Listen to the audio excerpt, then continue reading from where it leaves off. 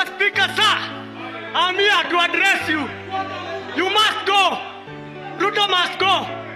Kwapa na hatuendi. Kwapa tunalala huku na hatuendi. We don't fear you guys. You hypocrites. We don't fear you. Mr. Speaker, we don't fear you. Tuko ndani. We stomped inside. Sisi ni nani?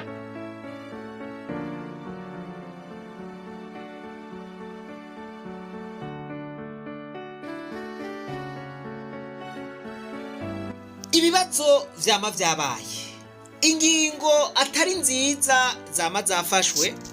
Mbega mu gihe leta ifashe ingingo itisunze amikoro y'abanyagihugu, mbega mw'ico gihe abanyagihugu bo kwemererayo bakavuga bati nta wanga ivy'abarongozi?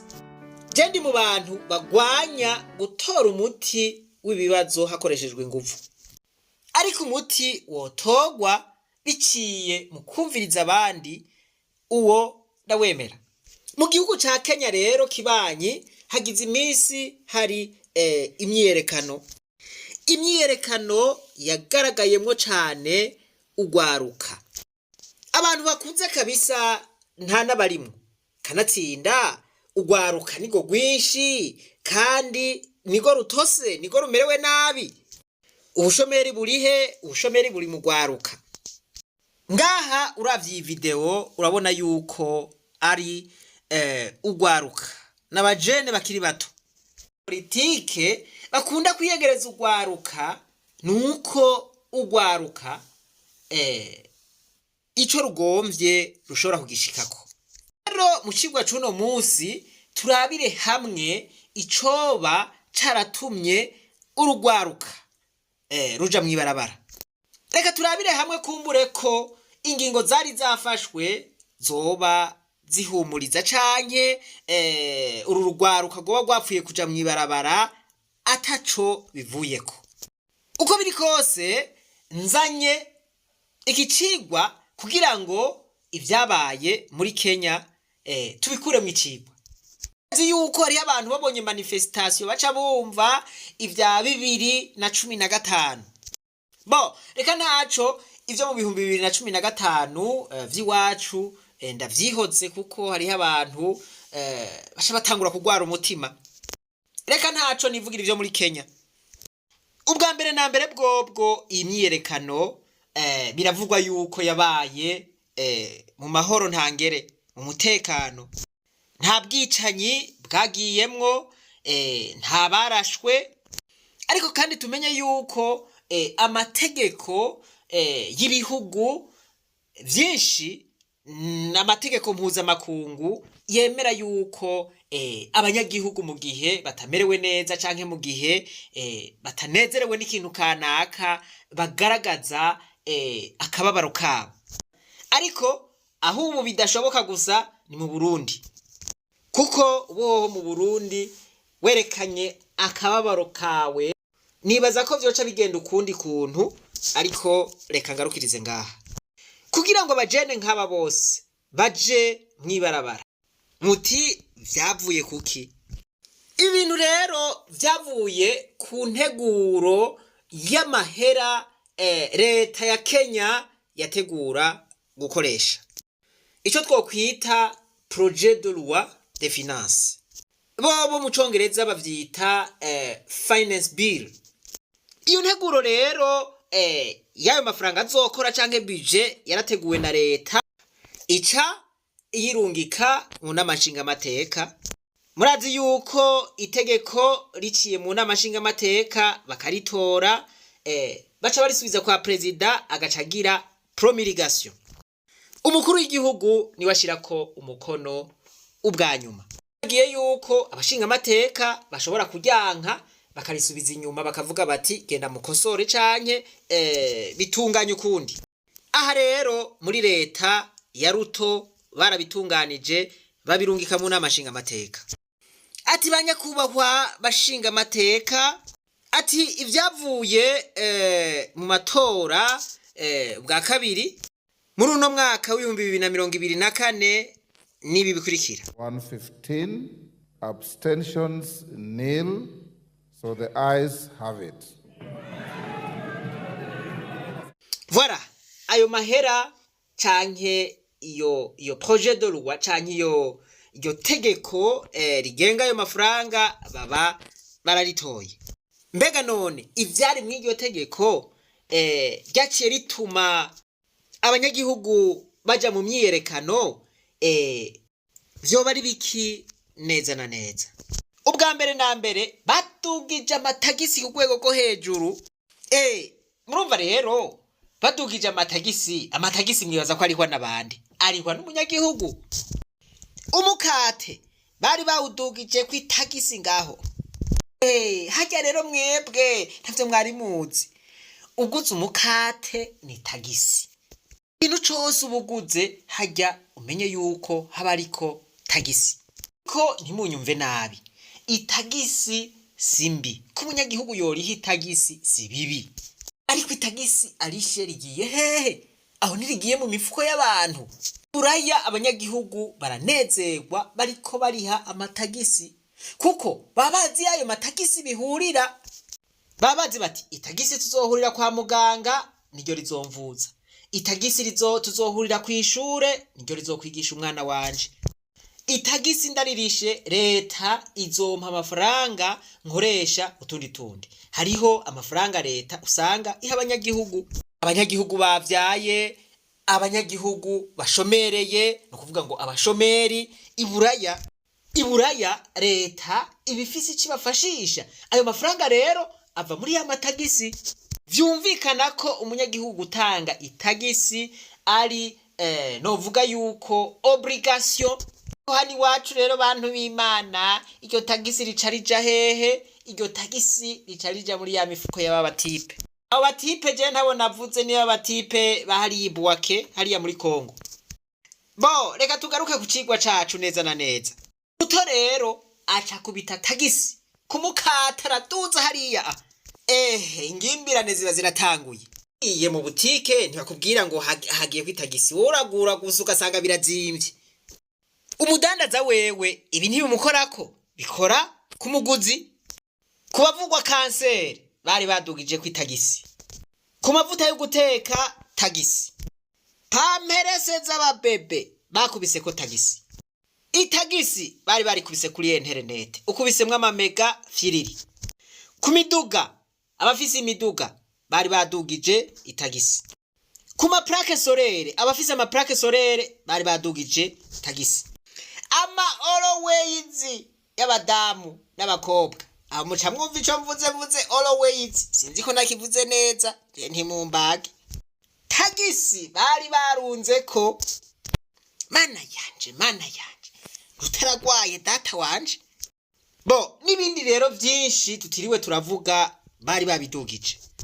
Nguma ngaruka hahandi mwumviriza ikintu kimwe. Hariho ibihe usanga ari ibihe bidasanzwe, aho leta isigurira abanyagihugu ikababwira iti murabona yuko tudafise ibi nibi, murabona yuko turi mu bihano ukunuku, murabona yuko turi muri ambarugo, murabona yuko hariho ikiza gikomeye kiriko kirakubita igihugu. Leta iti aha rero bagabo tutegerezwa gutubikuwa vubi kugira ngo ibikorwa vya leta ntibihagarare, kuko leta ni y'abanyagihugu. Mu gihe rero leta yumvikanye n'abanyagihugu bonyene beneyo, ayo matagisi baraheza bakayaduza nta ngorane. Mwibuke ka kantu mu gifaransa ngo ce que tu fais ça moi tu le fais contre moi. Iyo rero leta igiye ngaho ikiyumvira ibintu igaciya ibikubitako ikiyumvira yuko abanyagihugu baza kuvyemera uko nyene, kuba ari uguhohotera abanyagihugu. Cane cane nko mu gihe iyo leta nyene akazi kayo ari ukugedera ayo mahera y'abo banyagihugu. Bo amuntu nge mumburane ndiko mvuga abategetsi bahahandi hariya akavimvira hariya kwa Bagisekedi hariya kure. Abanyagihugu bo muri Kenya rero ugwaruka cane nkuko mubibona baca bavuga bati ibi bintu ntibishoboka na gatoya. Bamwe bantu b'Imana, umuntu ariko aramererwa nabi, bariko baramuvura kanseri, munsi n'ingene kanseri babaza bagaca baduza tagisi. nimba uwo mugwayi yahora atanga ibihumbi 10 vy'amakenya kugira ngo avugwe agaca atanga 1,500 canke 1,200 ngaho ivyo bintu hari impuhwe kabisa baba babigiranye abo bantu. Murumva yuko ivyo bintu biba bikaze gose. Ico rero nico catumye ugwaruka ruhaguruka. Aho rero mwumvise ko ntavuze vyose bimwe vyo kugira ama transfer y'amayinite canke y'amahera bari barunze ko amatagisi Ruto yari yavyitondeye mugabo. Kubera iki none Ruto yafashe ingingo yo gukura aya mahera mu banyagihugu? Yasanze leta ifise amadeni menshi. Acavuga ati jewe leta yanje nta madeni isubira gufata aya mahera ngoma yakure mu banyagihugu. Aha ngoma mvuga nti muntahure neza ibiri vyari bibi mugabo yategerezwa kubanza karaba ati mbega abanyagihugu bamerewe gute ubuzima bw'abanyagihugu bwifashe gute. Ati reka mbaze ndababaze iki kintu tukijename. Ico mwomenya coco ibintu vyose bari babidugije ko amatagisi. Umunyagihugu yarasikaye yikoreye amaboko. Murumva vraiment kakantu. N'umunyagihugu yifitiye aga plaque solaire bati aho utegereza gutanga tagisi wewe. Abahungu nudata wanje sinzi vyari vyabafashe. Aha rero abaganga nabo baheruka mu myiyerekano bavuga yuko umushahara wabo atako wifashe. Basaba leta ko yobongerereza umushahara. Voilà. Murumva yuko cari kintu gihambaye. Uburenganzira bwabo bategerezwa kubuharanira. Perezida William Ruto rero ati bagabo nta mahera dufise yo gukoresha. We cannot continue to spend the money we don't have. And I am telling our friends, the doctors, that we mind about them, we value the service they give to our nation, but we must live within our means. The resources we have are only sufficient to pay 70,000 shillings for intern doctors. It is not a salary, it is a stipend for only 1 year. Ati gira mahoro. Ati igikorwa abaganga bakora ndacubaha. Ni igikorwa ciza cyane bakorera abanyagihugu. Ati mugabo nta mahera kabisa dufise amafaranga y'uno mwaka gusa. Ati kandi amafaranga tuzotanga ntazoba ari umushahara, azoba ari amafaranga 75,000 vy'amashiringi tuzoha abadokteri bari muri stage. Ati rero bikwirana nayo. Ati mugabo tubafise kumuzirikanye. Ariko rero mu kanya gatoya aca yifatira urugendo rumushikana hariya muri Amerika kuramutsa ba Biden. Akoze indege amafaranga menshi ntiyagiye na Kenya Airways. Ivyo rero abatari bake bakaba batabibonye neza kuko ntiyovuga ngo leta nta mahera ifise hanyuma nawe agaca gumagira ingendo nyinshi ziguma zitwara amahera nyene. Dufatire ku muryango. Mwiyumvira umuryango mu gihe uri kuraca mu bihe bitoroshe. Serugo yoca kumaja kuramutsa abagenzi afata amavoyage aja kuramutsa pare wiwe aja kuramutsa abandi batipe biganye abo bahora bakorana. Voilà. Ndegzajeye mugabo ngomvye kwerekana yuko umukuru w'igihugu mu gihe igihugu ciwe kiriko kiraca mu bihe bitoroshe aragabanya ingendo kugira ngo na bwa buryo buke butari busanzwe buriho bupfume bugira ico bukoze.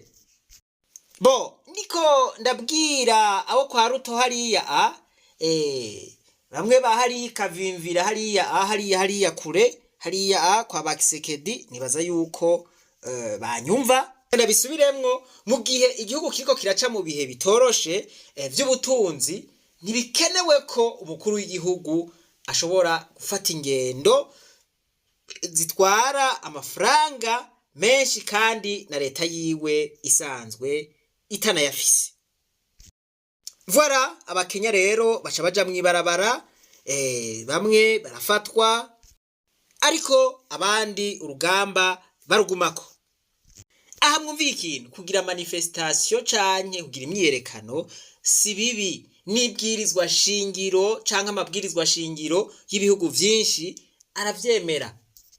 Aho bigoye gusa kino gihe ni mu Burundi, kuko ugiye mwibarabara vyoca bigorana. Imyiyerekano rero imaze kuba imyiyerekano, ubwo rwaruka rukamara gushikira n'ibiro vy'inama nshingamateka, rugashikira n'ibiro vy'inama nkenguzamateka, Perezida William Ruto akabona yuko ibintu vyakomeye, acaremera yuko bashobora kuganira n'ubwo rwaruka. Ibi bintu rero mwumve ko ari ibintu bidasanzwe. Leta yabonye yuko voilà, urugwaruka rufise inguvu, ishiragira iti reka tuganire. Voilà. Rimwe na rimwe hari igihe leta yisamaza iti reka mbanze ndabe inguvu aba banyagihugu bafise. Ibonye abanyagihugu barekera batabona, voilà, leta iragira iti are, voilà, rireka rirengane. Ariko iyo abanyagihugu bakanuye maremare, voilà, leta iragira iti reka numviriza abanyagihugu, reka tuganire n'aba bantu. Reka gukebura leta si bibi. Voilà, iki ndaza kukigarukako, reka tubanze twumvirize iri jambo rya Ruto. Bamwita Hasla. William Ruto ati ndanezerejwe cane n'urugwaruka rwacu.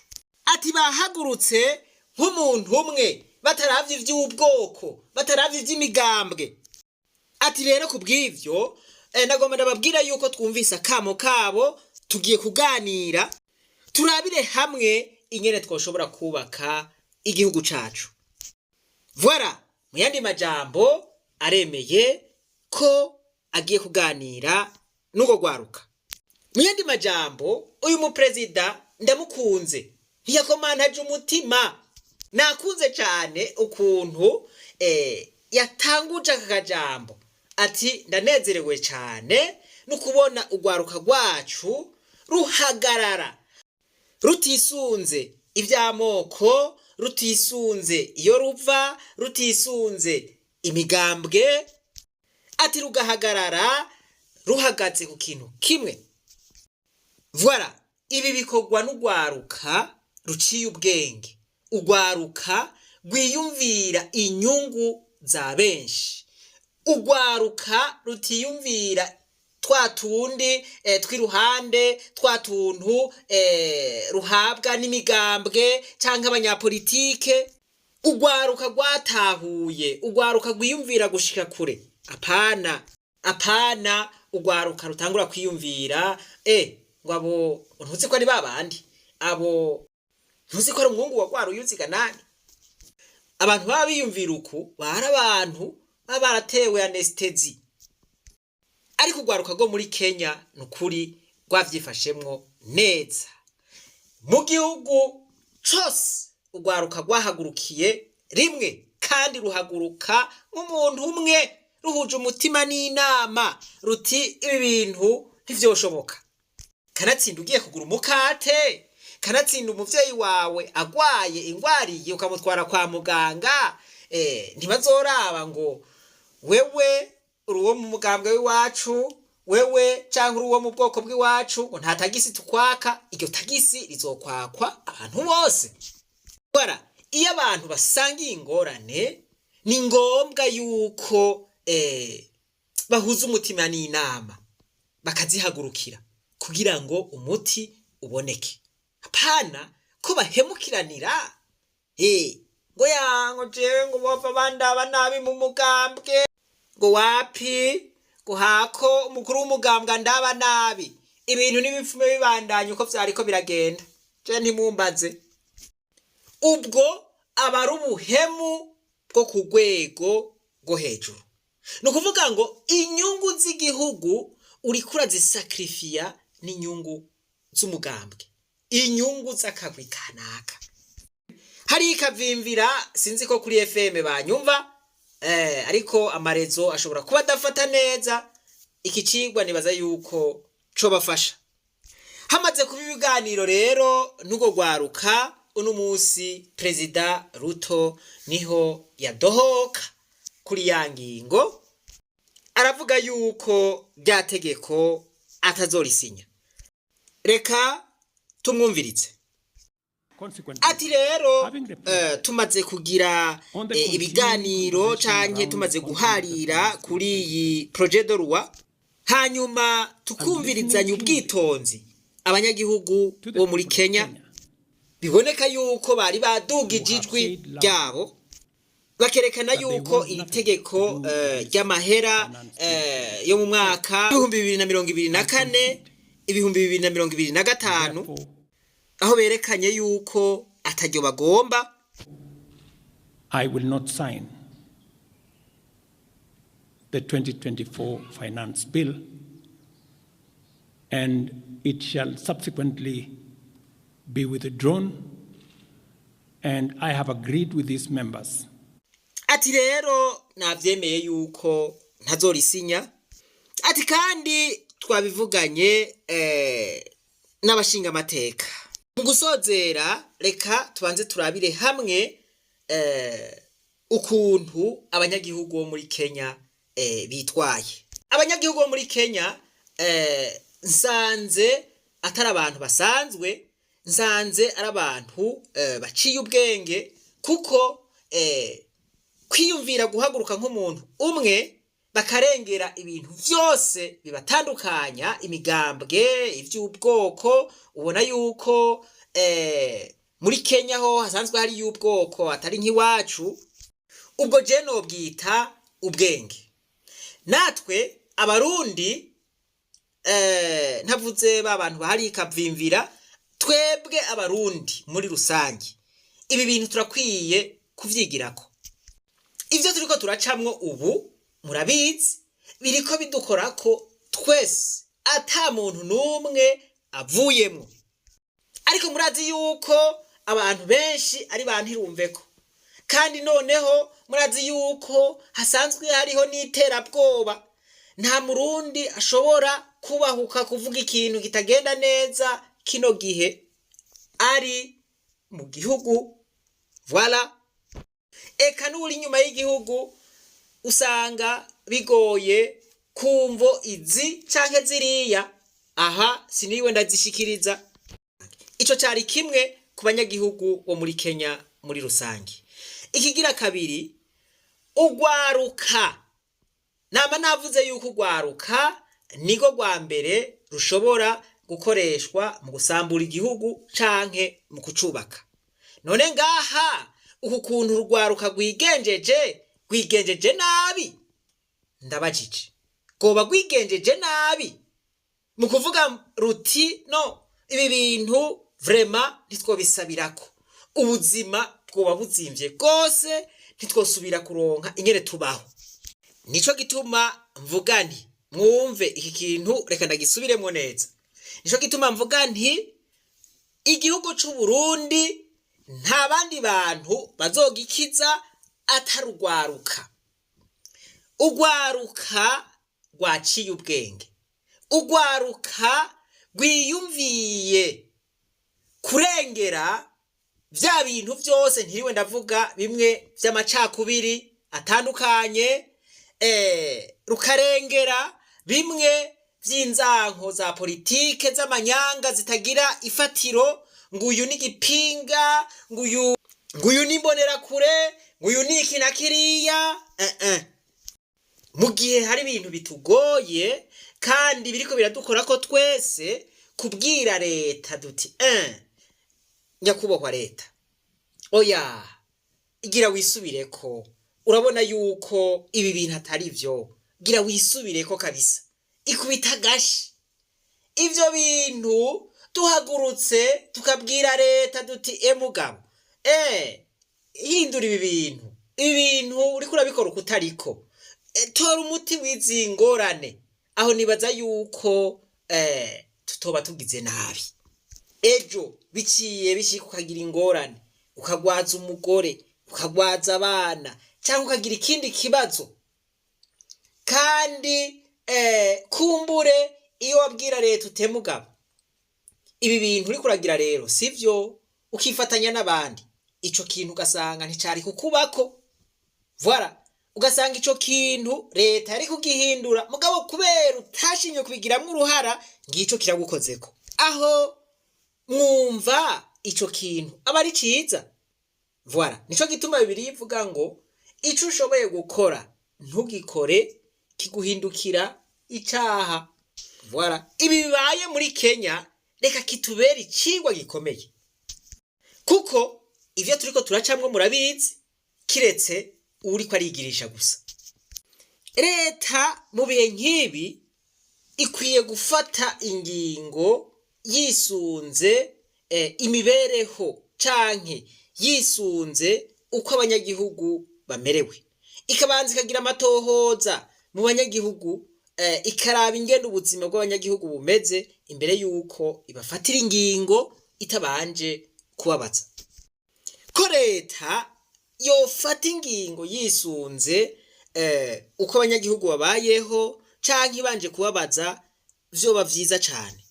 Twebwe rero nuko murazi yuko tutemerewe kuja mwibarabara, ariko naho biruko dutegerezwa kuguma twiyumvira izindi nzira zotuma dutora umuti canke dutora inyishu y'ibibazo biduhanamiye, kandi iyo nayo twarayiberetse.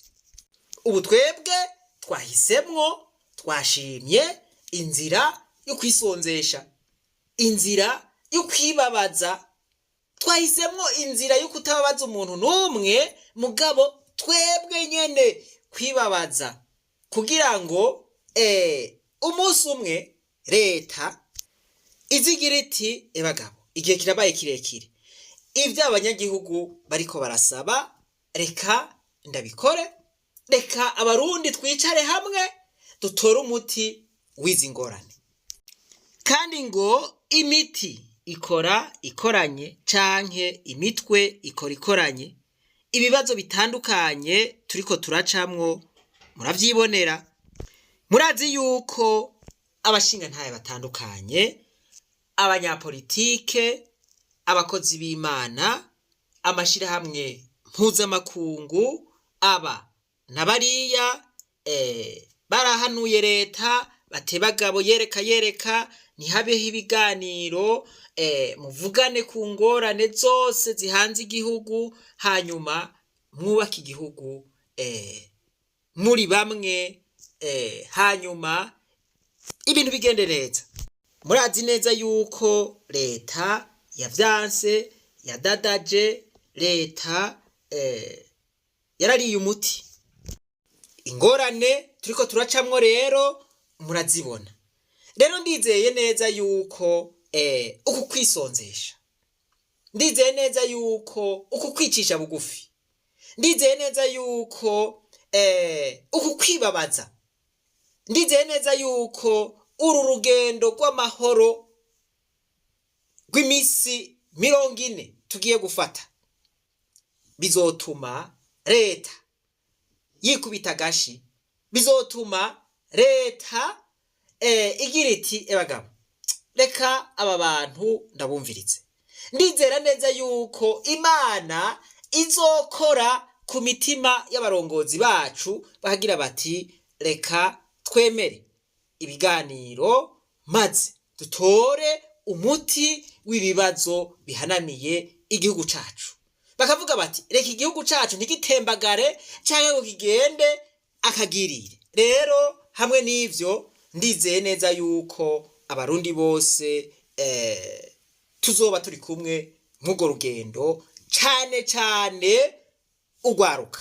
Reka rero ndeke kuvuga menshi siko kuyamara, ariko ndizera neza yuko iki cigwa kiza kugira akamaro, kiza kubafasha gutahura ibintu n'ibindi. Abarundi si vyiza yuko twoguma twizungurukako ibintu biguma vyononekara, tubona kandi tubona inyishu, hanyuma ngo dutinye kwishikiriza canke ngo dutinye kubwiza abategetsi ukuri.